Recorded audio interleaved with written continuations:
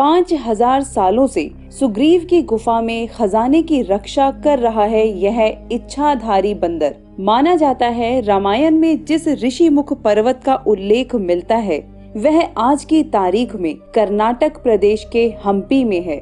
यहीं पर वानरराज सुग्रीव और बाली की राजधानी किष्किंधा नगरी बसी हुई थी। यहाँ स्थित ऋषिमुख पर्वत पर आज भी वह गुफा विद्यमान है जहाँ वानरराज सुग्रीव अपने मंत्रियों सहित रहा करते थे और हनुमान जी ने श्री राम जी और लक्ष्मण जी की भेंट सुग्रीव के साथ भी इसी गुफा में कराई थी। इस गुफा के और भी कई रहस्य हैं। कहा जाता है पिछले 5000 सालों से एक इच्छाधारी बंदर आज भी इस गुफा में खजाने की रखवाली करता है। परंतु सन 1990 में ऐसा क्या हुआ कि सरकार ने इस गुफा को हमेशा के लिए बंद कर दिया। नमस्कार मित्रों, स्वागत है आपका दैविक माया यूट्यूब चैनल पर। वीडियो में आगे बढ़ने से पहले सभी लोग श्रद्धा से कमेंट बॉक्स में जय श्री राम अवश्य लिखें। मित्रों, बात है सन 1990 की। कर्नाटक प्रदेश के हम्पी शहर में आज भी 5000 साल पुरानी सुग्रीव की गुफा मौजूद है, जिसे देखने व एक्सप्लोर करने के लिए देश के अलग अलग कोनों से लोग आते हैं। इसी गुफा के अंदर एक और छोटी सी सुरंग है जिसके बाहर एक बंदर हमेशा पहरेदारी करता रहता है। लोगों का ऐसा मानना है कि वे पिछले 5000 सालों से जीवित है और उसे इस खजाने की रक्षा करने की जिम्मेदारी दी गई है। और मित्रों, जिस स्थान पर स्वयं भगवान श्री राम जी के चरण पड़े हो वह स्थान किसी खजाने से कम भी नहीं है।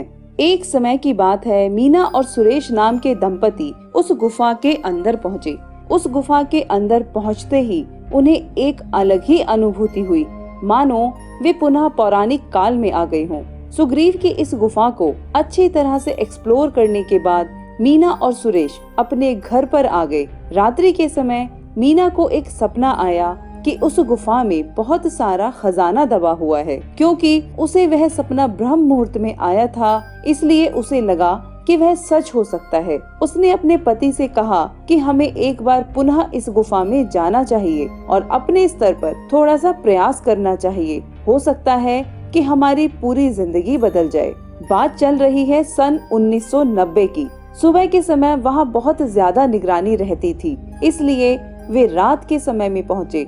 वे लोग अंदर उस छोटी सुरंग में खुदाई करना चाहते थे जहां लोग खजाने के होने का दावा करते थे, परंतु उसकी पहरेदारी तो एक इच्छाधारी बंदर किया करता था। और जैसे ही उन्होंने खुदाई करने की कोशिश की, उस इच्छाधारी बंदर ने उन पर हमला कर दिया, जिसके कारण वे उस स्थान पर खुदाई नहीं कर पाए। परंतु उसी के दूसरी ओर एक और स्थान पर जब उन्होंने थोड़ी सी खुदाई की तो वहाँ से उन्हें एक कोहिनूर हीरा मिल गया, जिसे लेकर वे अपने घर आ गए और उस कोहिनूर हीरे के माध्यम से उनकी जिंदगी आलीशान हो गई। अब मित्रों, कर्नाटक प्रदेश के हम्पी क्षेत्र में जो लोग थे उनका गुफा के साथ बहुत गहरा लगाव था। उन्होंने एक स्थान पर खुदाई देखी तो उन्होंने इसकी सूचना पुलिस वालों को दी और अपराधियों को पकड़ने की मांग रखी। इस घटना के 2 महीने तक पुलिस अपराधियों को नहीं ढूंढ पाई, परंतु मीना और सुरेश 2 महीने बाद पुलिस स्टेशन पहुँचे और उस कोहिनूर हीरे को उन्होंने वहाँ जमा करवा दिया। जब पुलिस वालों ने उनसे कहा कि आप लोग सरेंडर करने क्यों आए हो, तो उन्होंने सच बताते हुए कहा कि एक रात्रि को आज से 2 महीने पहले हम इस कोहिनूर हीरे को उस गुफा से चुरा कर ले आए थे।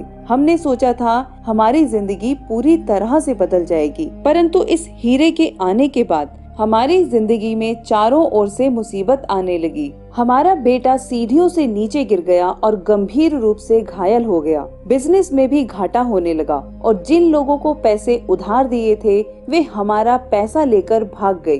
अब हम समझ गए हैं कि यह सब कुछ केवल और केवल इस हीरे के कारण ही हो रहा है और जो कोई भी इंसान सुग्रीव की उस गुफा से कुछ भी लेना चाहेगा वह कहीं का न रहेगा।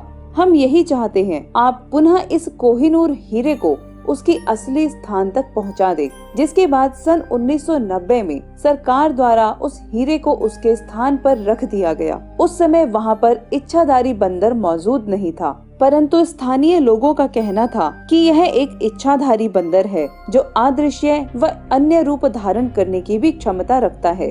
सन 1990 में सरकार द्वारा सुग्रीव की इस गुफा को हमेशा हमेशा के लिए बंद कर दिया गया, ताकि इस तरह की घटना और ना हो और ना ही भारतीय संस्कृति के साथ खिलवाड़ किया जा सके। मित्रों, इस घटना को लेकर आपके विचार हमें नीचे कमेंट बॉक्स में जरूर बताइएगा। यदि वीडियो पसंद आई हो तो हमें सपोर्ट करने के लिए वीडियो को लाइक, चैनल को सब्सक्राइब कर बेल आइकन को अवश्य प्रेस करिएगा। वीडियो देखने के लिए धन्यवाद।